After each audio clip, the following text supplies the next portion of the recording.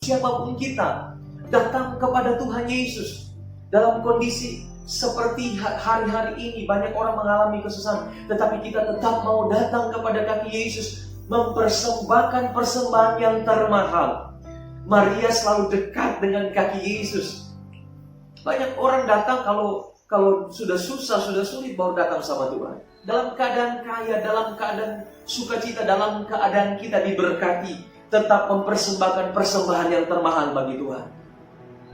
Maria selalu duduk di bawah kaki Tuhan, selalu dekat dengan kakinya Yesus. Jadi Bapak Ibu Saudara, siapapun kita, mau kita orang kaya, mau kita banyak uang, mau kita punya jabatan yang tinggi, tetap kita butuh Yesus. Tetap kita butuh dekat dengan kaki Yesus. Karena kemuliaan Tuhan akan dinyatakan bagi setiap orang yang mau dekat dengan kaki Yesus. Amin. Setiap pagi, setiap malam, sapa Tuhan. Amin. Bapak Ibu Saudara, sapa, dekat dengan kaki Yesus. Kita sibuk melayani orang, kita sibuk bekerja setiap hari. Kita membanting tulang untuk bekerja. Tapi kita tahu, kita juga butuh dekat dengan kaki Yesus. Capeknya kita kerja, saudara, akan hilang ketika kita dekat dengan kaki Yesus. Amin. Puji Tuhan, saya ucapkan selamat pagi bagi kita semua. Bapak Ibu Saudara, sukacita pagi hari ini, amin. Amin. Bapak Ibu Saudara yang ada di tempat ini maupun Bapak Ibu Saudara yang ada di rumah, pagi hari ini kita bersyukur kepada Tuhan, kita boleh beribadah bersama-sama, dan saat ini kita akan mendengarkan kebenaran firman Tuhan. Firman Tuhan pada saat pagi hari ini saya akan bawakan tentang expensive offerings. Kenapa saya ambil tema ini Bapak Ibu Saudara? Padahal di kondisi seperti ini, barang mahal pun kayaknya orang gak punya. Kalau kita melihat hari-hari, kebanyakan orang mengalami kekurangan yang luar biasa. Tetapi pagi hari ini sama-sama kita akan melihat bagaimana seorang Maria, dia memberikan satu pemberian yang termahal. Kita akan buka bersama-sama dalam Yohanes pasalnya yang ke-12, ayat 1 sampai yang ke-8. Kita akan baca secara bergantian Bapak Ibu Saudara. Yohanes pasal 12 ayat 1 sampai yang ke-8. Kita mulai dengan ayatnya yang pertama. 6 hari sebelum Paskah, Yesus datang ke Betania, tempat tinggal Lazarus yang dibangkitkan Yesus dari antara orang mati. Paskah memperingati orang-orang Israel keluar dan dibebaskan dari tanah Mesir. Dan mengingatkan juga bagi kita bahwa Yesus, dengan kematian Yesus, membebaskan kita dari dosa. Nah, Betania sering terjadi mujizat, dan mujizat yang luar biasa yang dikenal oleh banyak orang, yaitu bagaimana Lazarus dibangkitkan Yesus dari antara orang mati. Yesus mampu menghidupkan segala sesuatu yang sudah mati. Bahkan dia datang kepada Lazarus yang merupakan sahabat dari Yesus. Setelah Lazarus bersama Marta dan Maria, mereka mengalami mujizat, mereka mengalami kuasa Tuhan, dan Yesus ingin bersahabat dengan mereka. Bukan hanya setelah mereka menerima mujizat, tetapi Yesus mau bersahabat dengan mereka. Bahkan Yesus datang ke Betania. Betania artinya rumah persinggahan, rumah perjanjian. Dan Bapak Ibu Saudara, Yesus pun mau bersahabat dengan kita. Amin. Saudara mau bersahabat dengan Yesus. Yesus mau bersahabat dengan kita, baik dalam keadaan duka. Waktu Marta dan Maria mengalami duka, Lazarus mati, maupun sekarang mereka bersuka cita dalam mengalami mujizat Tuhan. Baik duka maupun suka, Yesus akan menjadi sahabat kita selama-lamanya. Amin. Bapak Ibu Saudara, Yesus akan menjadi sahabat ketika kita mengalami kekecewaan, ketika kita mengalami kesukaran, ketika kita mengalami beban yang berat. Yesus akan tetap menjadi sahabat kita. Saya lanjut ayatnya yang kedua. Yohanes pasal 12 ayat kedua. Di situ diadakan perjamuan untuk dia dan Marta melayani, sedangkan salah seorang yang turut makan dengan Yesus adalah Lazarus. Bapak Ibu Saudara, Marta adalah seorang yang terpandang, orang yang terhormat. Yes, kemungkinan dia adalah seorang yang kaya. Tapi Marta tidak pernah berhenti untuk melayani Tuhan. Saudara ingat bagaimana kisah, bagaimana Marta sibuk melayani, Maria duduk di bawah kaki Tuhan. Marta ketika dia ditegur, oleh Yesus, dia tidak berhenti melayani. Nah, zaman sekarang banyak orang ketika dia melayani ditegur oleh gembala, ditegur oleh majelis, ditegur oleh orang-orang terdekat dia berhenti untuk melayani. Bahkan dia kecewa dengan gembalanya, dia kecewa dengan orang-orang, dengan jemaat karena ditegur. Padahal teguran Yesus untuk membangun Marta, untuk mengingatkan Marta, kita boleh sibuk untuk melayani pekerjaan Tuhan, tapi jangan lupa kita perlu duduk di bawah kaki Tuhan.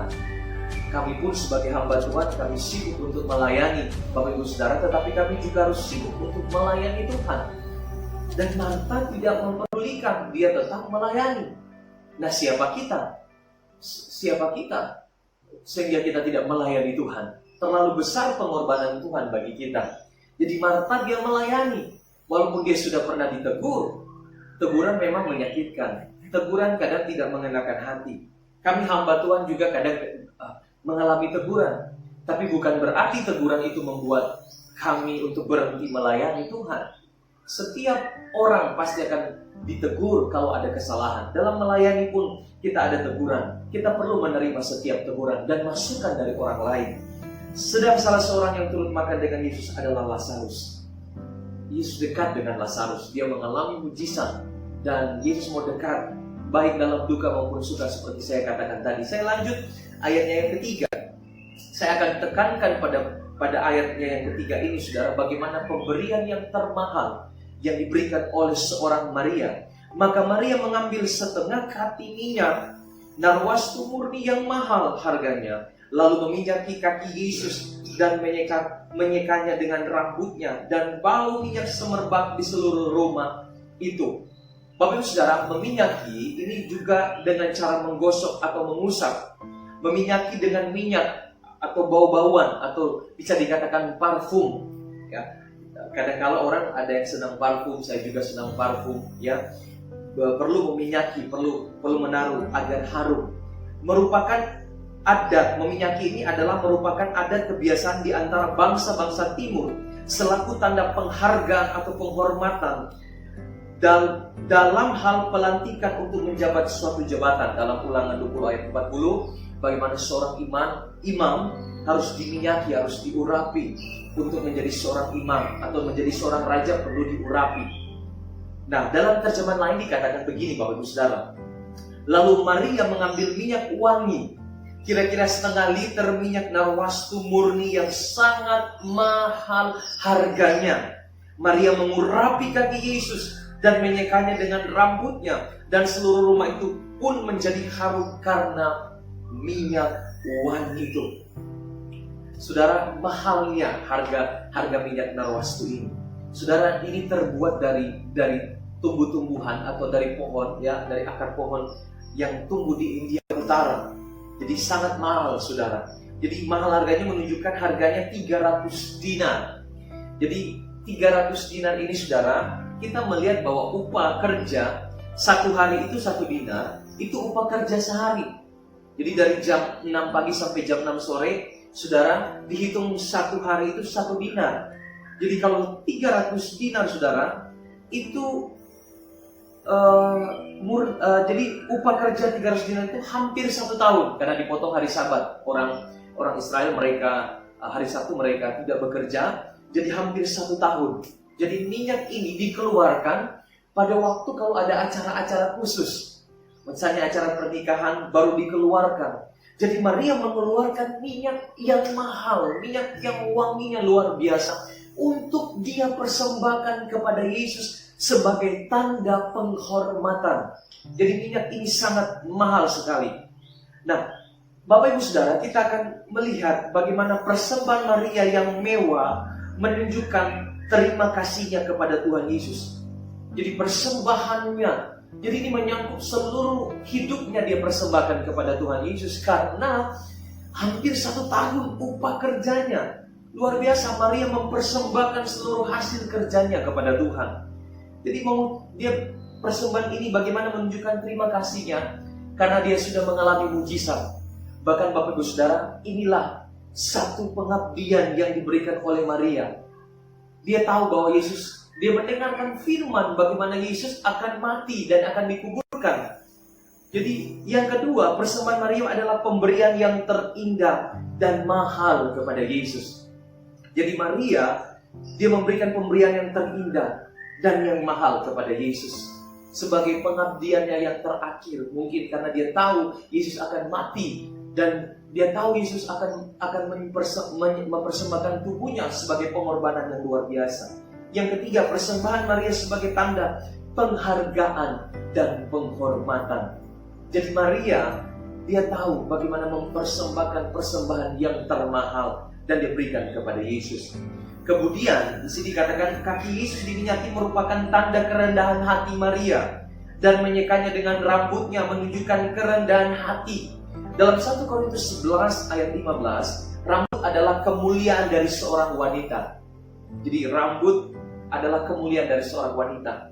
Kemuliaan manusia muncul ketika berada di dekat kaki Yesus. Saat kita dekat dengan kaki Yesus, maka kemuliaan Tuhan akan ada dalam hidup kita.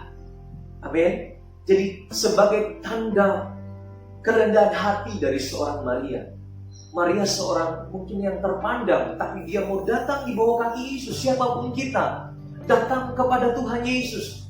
Dalam kondisi seperti hari-hari ini, banyak orang mengalami kesusahan, tetapi kita tetap mau datang kepada kaki Yesus, mempersembahkan persembahan yang termahal. Maria selalu dekat dengan kaki Yesus. Banyak orang datang kalau sudah susah, sudah sulit, baru datang sama Tuhan. Dalam keadaan kaya, dalam keadaan sukacita, dalam keadaan kita diberkati, tetap mempersembahkan persembahan yang termahal bagi Tuhan. Maria selalu duduk di bawah kaki Tuhan, selalu dekat dengan kakinya Yesus. Jadi Bapak Ibu Saudara, siapapun kita, mau kita orang kaya, mau kita banyak uang, mau kita punya jabatan yang tinggi, tetap kita butuh Yesus. Tetap kita butuh dekat dengan kaki Yesus. Karena kemuliaan Tuhan akan dinyatakan bagi setiap orang yang mau dekat dengan kaki Yesus. Amin. Setiap pagi, setiap malam, sapa Tuhan. Amin. Bapak Ibu Saudara, sapa, dekat dengan kaki Yesus. Kita sibuk melayani orang, kita sibuk bekerja setiap hari. Kita membanting tulang untuk bekerja. Tapi kita tahu, kita juga butuh dekat dengan kaki Yesus. Capeknya kita kerja, saudara, akan hilang ketika kita dekat dengan kaki Yesus.